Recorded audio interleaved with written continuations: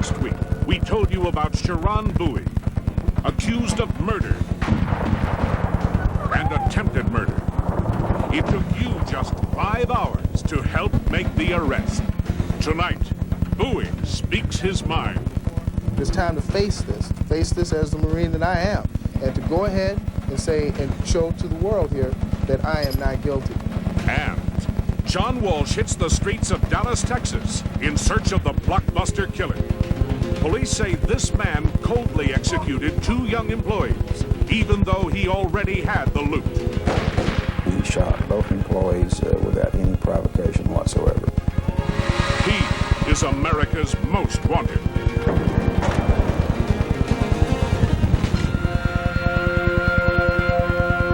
It happened right here.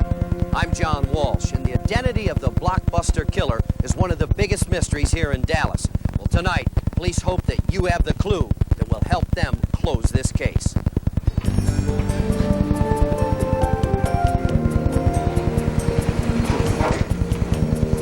April 3rd, 1994. It was a slow Easter Sunday night at the new Blockbuster located in the Casa Linda Shopping Center in East Dallas. There you go, ma'am. Enjoy the show. Assistant manager James Armstrong, 26, was working the late shift. Hey, James, my man. Hey. Hey. How you doing? Great. We were wondering where you were. I got transferred to the new store. How you like it? It looks great. Looks good. So how you been? Oh, wonderful. Me and the missus have been fine. Good. We're going to be in new releases. When you get a chance, will you coming back? Yeah, I'll come over. Okay, great. Good to see you. Man. Hey, good seeing you. 20-year-old Brad Lindsay left Bryan Adams High School to work full-time at Blockbuster. Tonight was his turn to close the store with James. Action adventure. I'll be back.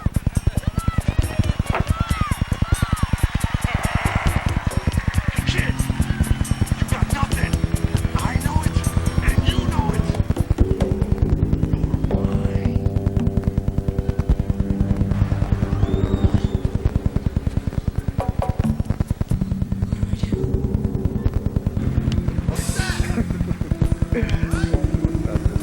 Here we go.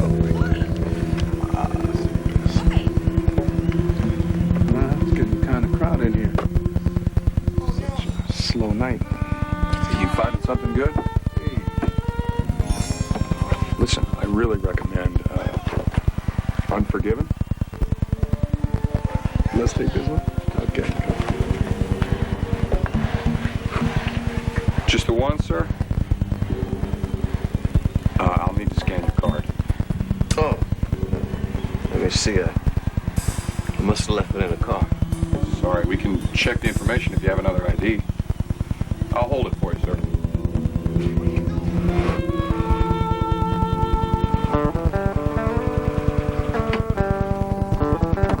Come on, hurry up, we can still make it. I remember the time on because we were like about 5 minutes away. Going, can we make it? Okay, we're here. We got 5 minutes left. Hey, have you seen Howard's End? Go ahead if you want to fall asleep. I'm thinking comedy. Fine. Gotta hurry. Wait. Down here's comedy. Come on. Mm-hmm. Oh, what was his other movie? Who? Oh, Remains of the Day. Oh, fine, you pick one. But not Shadowland. Right. I mean, who wants to see Deborah Winger die twice? Bada bone. If you want a comedy, try Benny and Judy. It's on the far side. It's a little quirky, but it's a lot of fun. Okay, over here. At the end of that second aisle. Oh, hey, look. When Harry Met Sally. I love that movie.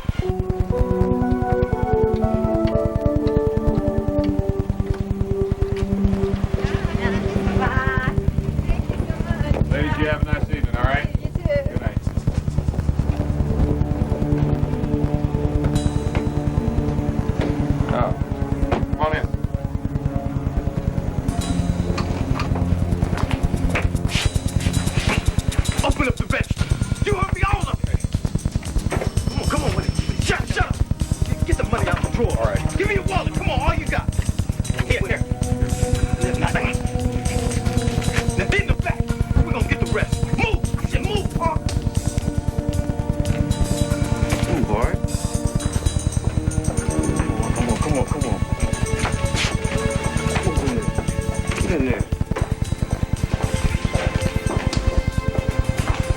Come on with it now, come on. What do you want? Just tell me what you want. What you think I want? I want the damn money. You've got all the money, man. We gave it to you. Come on. I will shoot you. You tell me to believe that, I will shoot you. Shut up. That's all there is. I told you before.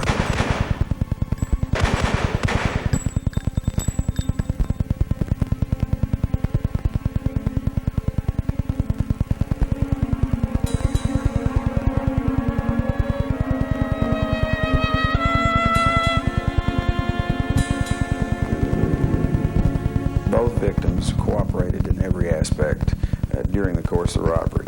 There was no provocation, there was no resistance. He shot both employees and afterwards calmly left the store. I was just sitting there waiting for Brad to come out.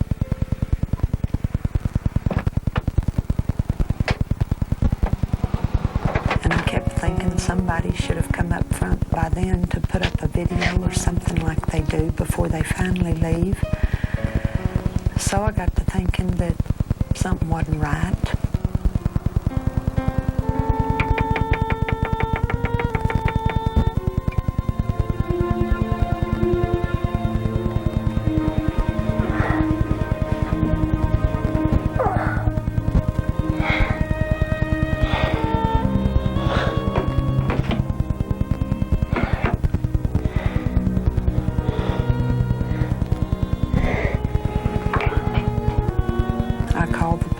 And told them what was going on, and I asked them then if they would go and check the store because it wasn't normal. 2359, tape 81385, 81385. Where is this kid's mother? Okay, I'll take it.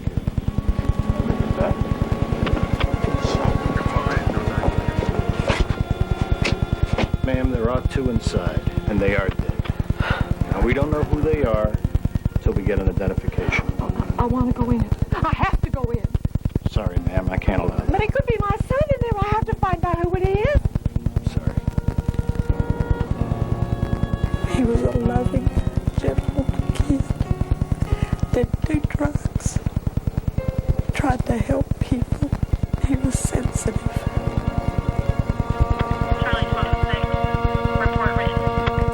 Even as the families of Brad and James were trying to cope with the tragedy, police were hard at work studying the video from the surveillance camera.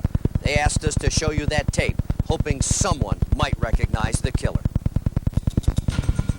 At 11:30 p.m., a man fitting the suspect's description entered Blockbuster. He left without renting a video. Police say he was probably casing the store. He returned at closing time with a semi-automatic, emptied the register. The killer then forced Brad and James into a rear office. Minutes later, both men went down. The suspect was wearing a striped windbreaker similar to this one. Police think the jacket was black and white with a red stripe. Police estimate the killer is in his late teens or early 20s. He stands approximately 5 feet 8 inches tall with a muscular upper body. Police say he walked with a slouch and had a loping, uneven gait. Please, if you know anything about this case, call 1-800-CRIME-TV. That's 1-800-274-6388. Lieutenant Waldrop, thanks for joining us tonight. You've had hundreds of leads. Why is this case so difficult to crack? Well, after months of investigation and extensive local media coverage, we've not been able to obtain an identification. That leads us to believe there's a possibility the suspect is not from this area. He may be traveling through the country. We think perhaps that's why he paid little attention to the surveillance equipment. Certainly seems like a very dangerous individual. Well, our viewers have caught these guys with a lot less. Let's hope they can help you tonight. When we come back, a family can stop looking over their shoulder thanks to you. Stay with us. Last Saturday night, he was an accused murderer on the run. But your tips brought him in just hours after our broadcast. The pictures of me that America Most Wanted used, they were outstanding. I was looking at myself. I said, God, I sure am good looking. America's Most Wanted is brought to you by Tylenol, the pain reliever hospitals use most. This insert is what some women use for yeast infections.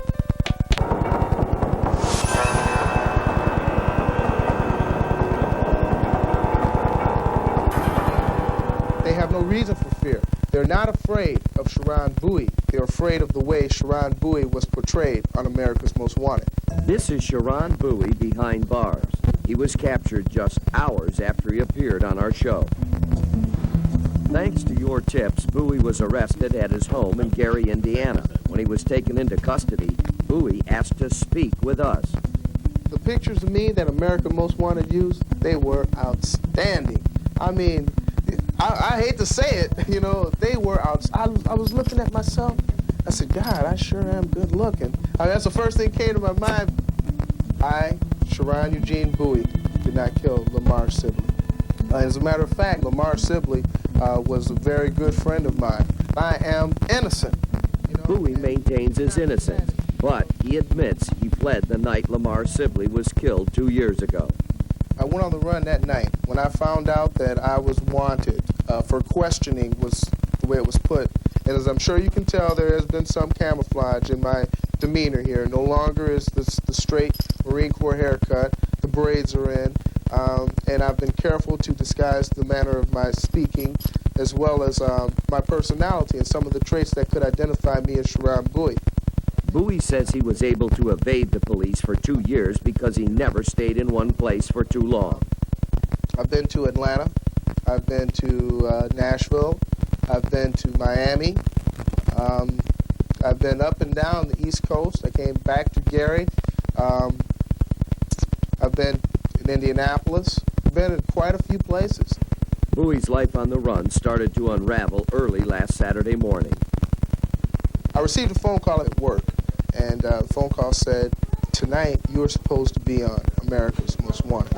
I went and borrowed a television set. I went and bought me double deuce of Budweiser. When I saw myself depicted upon America's Most Wanted, and I saw the pictures of me getting promoted, when I saw the pictures of me graduating, the pictures of me with my Marine Corps uniform on, and the pictures of me standing there laughing at my desk with my daughter in my hand, I knew right then and there that this game was up. Bowie's game was up. More than 80 calls came into our hotline, but one call was right on target. When I first got this call, and after only several minutes of talking to the caller, I thought, this is him, this is Bowie. To go out to Washington, D.C. and have the case resolved in a matter of hours was unbelievable. But it was the phone call Detective Gain was able to make to Melissa Smith that was most rewarding. I put the phone down, I went in and I said, Carrie, your daddy's in jail in Indiana, Gary, Indiana. We don't have to be afraid of him no more. We can finally go on and live a natural life, and, you know, you can go outside and play and, you know, do the things that a 7-year-old does. As Melissa and Carrie look to a future filled with freedom, Bowie sits in his cell reliving his past. There's my wife, Melissa. And I still love you, girl. How about if I give her a kiss on the camera? I still love you, Melissa. Always will. It's time to face this as the Marine that I am, and to go ahead and say and show to the world here that I am not guilty. This week, there was one more thing Melissa had to do. It was a promise she had made to Lamar and to herself. Hello, Lamar. I promised you when they'd capture him, I'd be back to place the flowers back. I love you and I miss you. But he's caught, and now he'll pay for what he's done. Also from last week's show, the end to the story of accused con artist Diana Conrad. Less than 24 hours after our broadcast, the 400-pound fugitive was apprehended by Virginia State Police and placed in jail. But at 5:30 a.m. the next morning, jailers discovered she was unconscious. Rescue personnel were unable to revive her. She was pronounced dead at a local hospital, apparently of a heart attack. We'll keep you posted with further details. Stay with us. We'll be right back. Oh, great. Bit off this time. Vicks Dayquil sinus pressure and congestion has more complete relief than the leading decongestant. Thank you for flying Dayquil. I mean Delia. Vicks Dayquil sinus pressure and congestion. The anytime non-drowsy congestion stuffy head sinus pressure so you can breathe easier medicine. Also pressure and pain formula. Yeah, I know Hormel chili. My roommate here takes some Hormel chili and a big old chunk of cheese. Huge Nothing beats a bowl of Hormel chili, but some things come very close. Word is, you're the best. Sylvester Stallone. You think the killing is gonna make everything all right? Sharon Stone. Little Danger never killed anybody. I'm sorry. Should I have knocked? James Woods. Eric Roberts. Waste. And Rod Steiger. I give the orders. In the most explosive movie you'll see this year. I'm breathless with anticipation. The Specialist, rated R. Starts Friday, October 7th. Why just moisturize your hair when you can go all the way to healthy and shiny? Pantene Pro V has a pro-vitamin formula that penetrates, improving hair all the way to the tips. For hair so healthy it shines. More than moisture, pro-vitamins. Hurry, girls, before Daddy gets up. Ooh, ready. Now, no more. These are Daddy's corn pops. Oh, look, Daddy's bowl is too full. The problem with a cereal that tastes like popcorn, only sweeter, is that it disappears like popcorn, only faster. Mommy, that's Daddy's. We share. Hi, girls. Happy birthday! Thanks, guys. Now let's all go making breakfast. Kellogg's Corn Pops. It's hard to stop when it's Pops. It's about growing up. Who said you have to be in love? Everyone says it's not so good the first time anyway. Are we talking about sex? An all-new Party of Five, Monday. Joe Pesci is a greedy slumlord who's forced to live in his own tenement. The automobile lost a little weight. The Super, Tuesday at 8, 7 Central. Socialite Joy Davis Ayler enjoyed in her 3-year run from the law. Newspaper headlines called her the she-devil of Dallas. The privileged daughter of a hometown millionaire, she was charged with ordering the murder of a woman who was dating her estranged husband. Her life as a fugitive took her all over the world, but it was a trip that would end right here.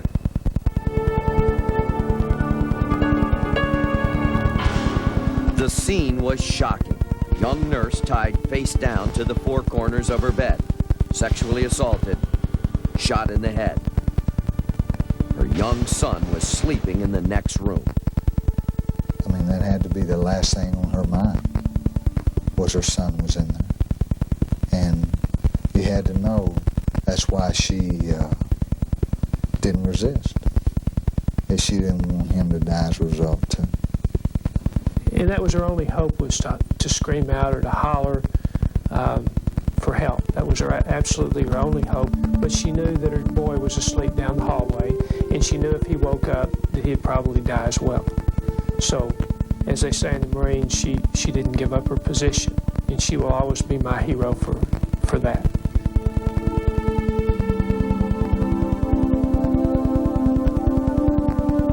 This reluctant hero was 33-year-old Roseanne Galunas, the oldest of two daughters of Angela and Henry Augustinelli. She liked the beach. She liked typical American girl. She liked the boys, and she liked to socialize. And she was the apple of everybody's heart. Went on through high school to become a nurse. We wanted her to be a doctor, but she settled for a nurse, and we were very happy. We were very close because we lived, one town away, and all the family was close. My husband was close with her husband and my father, and we always went out as a family. The six of us were together a lot. So yeah, we were close. It was really hard when she moved away. Roseanne's husband got a good job in Texas, so the couple left New England, planning to build their dream house in Dallas. While interviewing potential contractors, they met Larry and Joy Ayler. Roseanne and I met with Larry and his wife Joy on several occasions to plan the house. They were both very helpful. They were very, very nice people. Joy's millionaire father set Larry up in the home building business. Joy was his partner and did the interior design work. We met Mr. Ayler expecting that he would build a house for us. We never expected that he would be running off with my wife. We certainly never expected that then his wife would have my wife murdered. That's exactly what happened. As we showed you in our reenactment, Joy Ayler was furious when she found out her husband had cleaned out their bank accounts and left her. Get an apartment. Larry, you better think twice before you walk out of here. Bye. All right, get out. Go on, get out! She was a woman who always got what she wanted. I don't want you to hate me, Larry. I love you too much. You know that, don't you, Larry? Joy, please stop. It's over. I'm serious, okay? I know who you're dating, Larry. I know who she is. But the next call Joy made would start a deadly chain of events. I understand you can help me out. She knew how to use her attractiveness. She ingratiated herself to men. And some of them she had never seen before. She did it over the phone. Joy passed an envelope containing Roseanne's picture and $5,000 to a drapery installer named Carl Noska. Noska passed the envelope to an exterminator named Bill Garland. Garland took some of the cash, then gave it to an auto mechanic. That mechanic, Brian Kriefel, also dipped into the envelope, and then passed it to the actual hitman, insurance adjuster Andy Hopper. Hopper finally opened the envelope. It only contained $1,500. The money went through a series of middlemen who never knew who was on the other side of them, past the one that they either received the money from or gave it to. So Joy Ayler never knew the man that killed Roseanne. Roseanne had separated from her husband and was living in a small rental house in the Dallas suburb of Richardson. On the afternoon of October 4th, 1983, Roseanne brought young Peter home from an ice skating lesson and sent him off for his afternoon nap. That's when the hitman struck.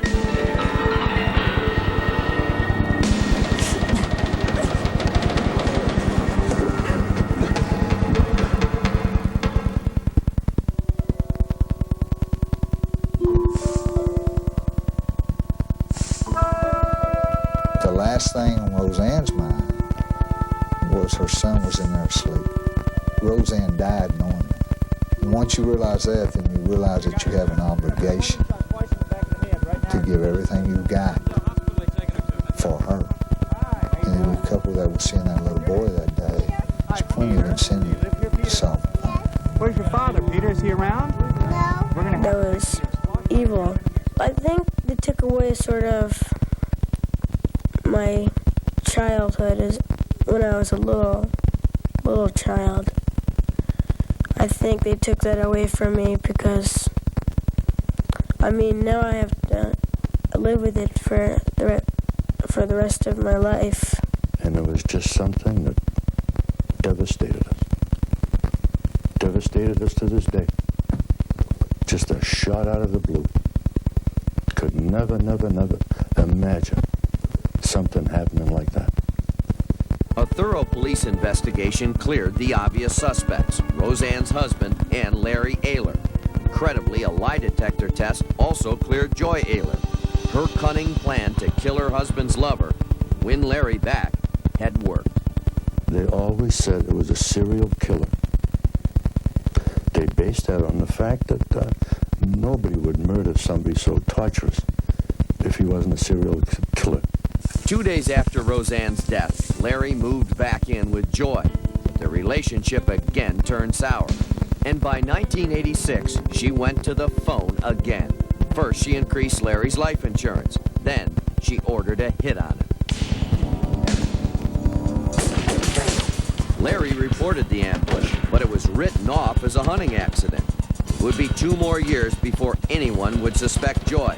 And surprisingly, the person who turned her in was her own sister, Carol Garland. No one suspected Joy Ayler at all until Carol came forward. Once Carol came forward, the Richardson police picked it up and did a tremendous job with it. Police persuaded Joy's sister to cooperate. What is it you'd like me to do? You wear a mic. What I need you to do is get her to talk about what she did. How much money did you pay? More than I wanted to. It just got ridiculous. From Carol Garland's undercover tapes, police began unraveling how Joy's tangled web of revenge resulted in Roseanne's death and the attempted murder of Larry. On May 25, 1988, police arrested Ayler. The When her trial date approached, she decided to run with nearly $300,000 in cash. That's when we named her one of America's most wanted, and you joined the search. Joy's first stop was Canada, where she fled with her new boyfriend, lawyer Mike Wilson. Joy found it too cold in the Great White North, so she took a non-stop flight to Mexico. Several viewers spotted her in Monterey, but just as investigators flew there to make an arrest, she hopped a jet for Europe. Next stop, Switzerland, where she was joined by another lover, Jody Packer. Crossing the border to France, Packer's phony passport caught the eye of an alert State Department official in France. He notified Dallas detectives that Packer was using a phony passport on the French Riviera. France's Mediterranean coast is a stylish place to hide when money is no object. Gourmet food, fine wine, and beaches crowded with elegant strangers. But investigators got a lucky break. They discovered a budget rent-a-car leased by Packer had been wrecked in the small French town of Vannes. Now, police had an address. On March 16, 1991, a woman with short blonde hair answered her door to French policemen. She thought the police had come to talk about the car accident and didn't realize until we brought her to the police station we had an international warrant for her arrest. I was elated, you know, but I knew it wasn't over. I mean, I knew that we had some hurdles to get over to get her back. Joy made one last desperate attempt to avoid justice. In her French jail cell, she slashed her wrists with a razor blade, but survived. Then another hurdle. The French will not extradite fugitives who may face capital punishment. After 2 years of negotiations, Texas prosecutors promised French officials Ayler would not be given the death penalty if found guilty. Yeah, getting her back was probably the best thing, probably the best news we could have had. You know, barring the death penalty, at that point it didn't matter. It's just, we wanted her back. In a Dallas court last August, testimony from the men who loved her and helped her escape ultimately condemned her. Jody Packer answered a key question for the prosecutors. How did Joy beat the polygraph? I was asking, how in the world did you ever pass this polygraph exam if, in fact, you did this? And she said that they asked her the wrong question on the polygraph exam. She told me that they'd asked her, did you kill Rose Angelunas? And obviously she did not kill Rose Angelunas, and so she said that's the reason she had passed the polygraph exam. Perhaps the most damning testimony came from disbarred attorney Mike Wilson, who fled with Joy to Canada and who was arrested there. And I said, well, what about the little boy, Joy? She was there, and she said, Mike, the boy was there at the wrong place at the wrong time. That's not my responsibility. Joy did not take the stand to defend herself. She knows even better than we know how guilty she is. And when she hit that razor blade on her arms and started pumping her arms and saying, let me die, if that doesn't tell you how guilty she is, I don't know what would. I'll read the verdict of the jury. We, the jury, find defendant Joy Davis Ayler guilty of capital murder as charged in the indictment. Sitting right behind Joy in the courtroom, Roseanne's sister let go her emotions. She'd been waiting 10 long years for this moment. Anybody who would order an execution of a mother with a 4-year-old child deserves nothing. It's a shame that she didn't get the death penalty, but we got the best we could. Nothing really changes. And the fact that Joy's caught, I mean, that's one less thing to bear or go through, and it's over, and that's fine. And I appreciate, everybody's help and doing everything that they did to get her where she is today. But no, it doesn't change anything. She's still gone. Peter's still without a mother. It just doesn't change. I'm glad she's in jail and that I hope she stays there for a long time. I never really did anything to her, but it still affected me in a major way. And I just don't think it was fair. 10 men in jail or awaiting sentencing because of their involvement with Joy Ayler. 8 of those men had no prior convictions before running into the she-devil of Dallas. Joy Ayler herself was sentenced to life in prison, but because of time served, she'll be eligible for parole in 17 years. Next, 2 Laredo deputies are on the run, wanted for a double... Remember me to Harold Square. Tell all the gang at 42nd Street that I will soon be there. No. It's the new Little Caesars Pleasers menu. Pizza's loaded with more cheese and more toppings. Any 2 for $9.98. Product guaranteed.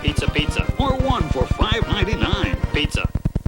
There are 2 important questions to ask when choosing a pain reliever. Does it work fast, and how long will the relief last? For minor arthritis, Advil works directly at the site of pain. It's fast, and Advil provides hour after hour of pain relief. In fact, nothing's been proven to last longer than Advil. Next time you have sore muscles, a backache, or minor arthritis pain, remember, nothing's been proven to last longer than Advil. Advanced medicine for pain. Monday, Michael recovers from amnesia. Hi, honey. I'm home. And he's up to his old tricks again. Brace yourself. You want me dead? Now's your chance! For the most explosive Melrose Place ever. An all-new episode, Monday at 8, 7 Central. You've read the tabloids. Roseanne Barr! You've heard the rumors. My name's Tom Arnold. But you've never seen the whole story. Let me in, Roseanne! You cannot shut me out! Until now. Everybody stand down! Roseanne, an unauthorized biography. A world premiere movie, Tuesday, October 11th on Fox. They were brave pioneers following their hearts. You are the most beautiful man in the world. And their dreams. Young lady seems to have taken a fancy to you. Put a nice house in that grove of trees right there. It'd be an honor if you consider becoming my wife. Against all odds. No! They fought for honor and for love. I'm not gonna leave here until I make Hannah my wife. Lonesome Dove, the series. Premiering Sunday night at 10 on Q13. On Rescue 911. She was in a panic. An underwater adventure means deep trouble. This wasn't just a distressed diver. I had a diver that was dying. Watch as friends take the plunge to save a life. We were very concerned for her that she might not make it. Then, hikers get the shock of their lives. It was just the biggest snake I ever saw. A ruthless execution took place this summer just south of here in Rosenberg, Texas. 2 deputies were called on the scene. They were supposed to protect and serve, but instead they came to settle a family feud. Now, 2 men are dead, and the deputies are wanted for murder. A quinceañera, a celebration of a young Hispanic woman's coming of age. 15-year-old Cindy Temez shared her biggest day with 600 relatives and friends. One of those partygoers was her uncle, 33-year-old Jose Antonio Vasquez, a veteran deputy for the Webb County Sheriff's Office. He had come up from Laredo with fellow deputy Jaime Sauceda, but the deputies had more than partying on their minds. There was an altercation at the quinceañera at the American Legion Hall between Rodney Edis Mendez and Jaime Sauceda Jr. Then Tony Vasquez, his partner, jumped into the fight. The fight started when Vasquez came across an old enemy, Rodney Arisa Mendez, the boyfriend of Vasquez's sister. Vasquez kicked Rodney and his cousin Rene out of the party. That should have been the end of it. But on the way home, the cousin stopped at a mini-mart. The victim went into the store. He approached the cooler here and got 2 beers out of the cooler, and he got in line. And he told the clerk that there had been a fight down at the American Legion Hall. He said, "You need to call the police." Walked over back toward the exit and turned to the clerk. He said, "It's serious, man." Police say Vasquez and Sauceda followed the 2 men to the mini-mart. The deputies got out of the vehicle and approached the pickup truck. One of the deputies, Jaime Sauceda Jr., leaned onto the hood of the truck with both hands and smiled toward the occupants of the truck. Tony Vasquez the shooter reached and got his pistol out, which was a 9mm automatic, and he fired 2 shots through the windshield of the truck, striking each victim in the center mass part of the chest, killing them almost instantaneously. Witnesses told police the suspects then returned to the party and dumped the gun. Eventually, they drove back past the crime scene on their way to Laredo. When I pulled the vehicle over just past the Exxon station, I exited my vehicle, pulled my shotgun out, and ordered the suspects to put their hands on the roof. They did that, then I called for backup. We handcuffed them, put them on the ground, face first. They identified themselves as Webb County police officers. We checked their IDs, we checked their driver's license, the license plates, we all logged it. At that time, the story matched. We didn't have any kind of description on the suspects or on the vehicle under the name. So we went ahead and cut them loose. Just 25 miles away, Vasquez and Sauceda were stopped again by officers in Wharton, Texas. Once again, their deputies' badges convinced police to let them go. The Aras Mendez family has only just begun to mourn their loss. I had to go through all my life thinking about how they say in the paper that one of them was laughing while the other was shooting my son and my nephew. That's not right. They might run away from this law of the world, but they're not gonna run away from God. Vasquez and Sauceda have both been fired, but the Rosenberg police believe the 2 men may still be using their police badges to travel back and forth across the Mexican border. Jose Antonio Vasquez has worked law enforcement for almost 16 years. The pupil of his right eye is noticeably smaller than the left one, but it doesn't seem to affect his vision. He's an expert marksman and firearms instructor. Police say Jaime Sauceda is fiercely loyal to Vasquez. Sauceda's a heavy beer drinker, and it shows. At only 5 feet 8 inches, he weighs in at a massive 245 pounds. In spite of his girth, he has a reputation as a ladies' man. Both Vasquez and Sauceda are believed to be armed and dangerous. If you know where they're hiding tonight, call us at 1-800-CRIME-TV. There's a lot more to come, so stay with us. Santa Fe, New Mexico. Police say James Dudley Ashley moved his loan scam business and his family to this mountain community in 1978. Anita Edwards already had 2 sons, Paul and Robert, when she married Ashley. Together, they had a daughter. You don't have to yell at them. Ashley's behavior at home and questionable business dealings made Anita file for divorce, but her frail health gave Ashley other ideas.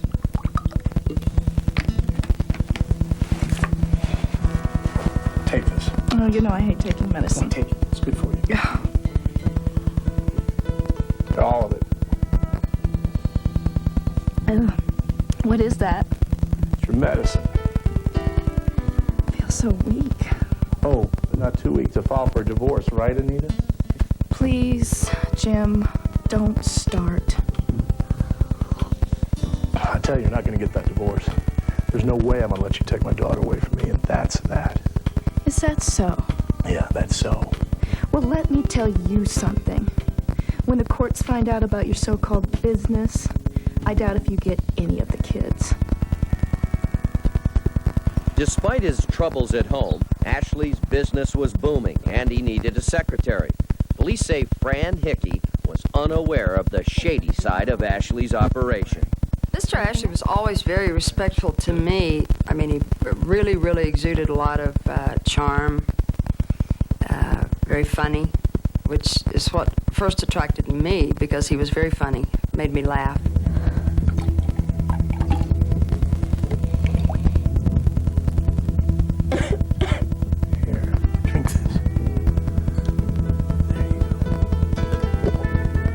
Meanwhile, police say Ashley was slowly poisoning his wife, secretly digging a grave disguised as a garbage pit in the backyard.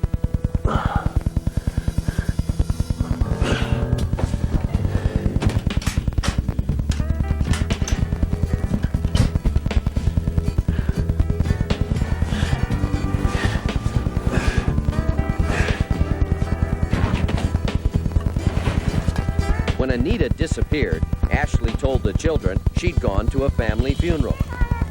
Dad, where's Mom? We got a bit of bad news. Seems that Grandpa died yesterday, and your mommy's going to be in Oklahoma for a while.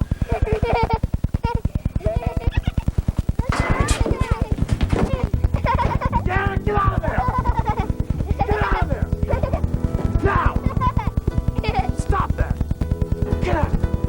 Never, ever play in there. That's for garbage. What were you doing? One time he caught us, and he got mad and told us to stay away from it. But I remember at nighttime he used to make me go out and take the trash out.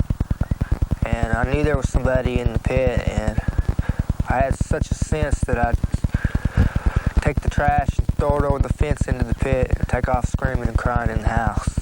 The case began as a fraud investigation.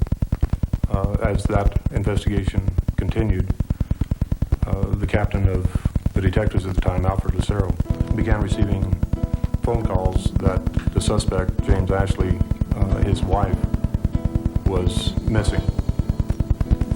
Excuse me, I'm looking for Fran Hickey. While the investigation continued, Ashley aggressively courted Fran Hickey, sending her gifts almost every day. We began to date on occasion, and we would go to nightclubs, and I got up and sang. I don't know how it came about, but I did. And he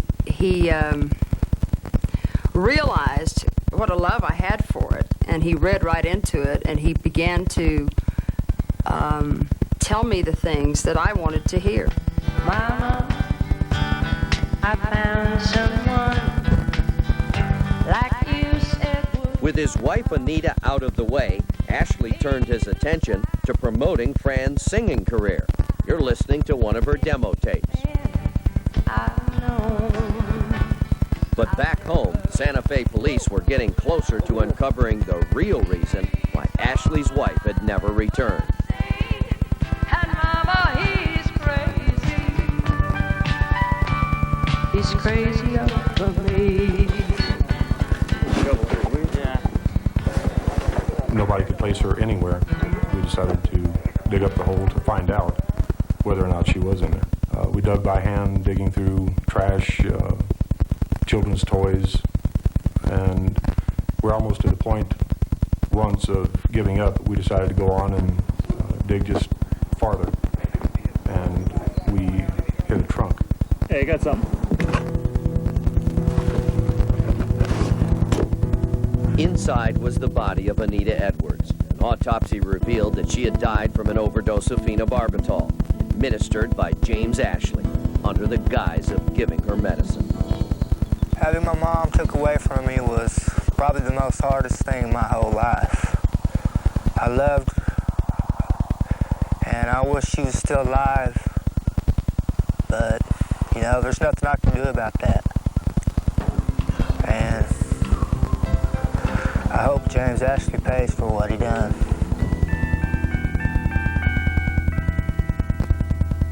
Santa Fe police charged Ashley with murder, but he was still on the road with Fran Hickey. The couple ended up here in Texas, flat broke. Ashley called a friend to wire him some money. When he showed up at Western Union, the FBI was there waiting. Ashley pleaded guilty to murder in November 1979, but before he could pay his dues in New Mexico, he owed time to Oklahoma on an embezzlement charge. Incredibly, Ashley had served less than 2 weeks when a paperwork error set him free. We didn't have much to go on. The only pictures we had were 15 years old. After our last airing, you picked up Ashley's trail. The FBI learned that he'd remarried. Here he is with wife Donna Marie. She's not been charged with anything. The FBI tracked down Donna Marie's son, who says he had no idea his stepfather was a killer. He says the family spent the 80s in Tulsa, Oklahoma, then in Los Angeles, where they worked the swap meets.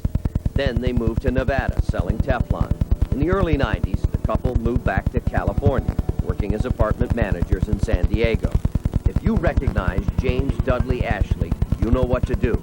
Call America's Most Wanted, 1-800-CRIME-TV.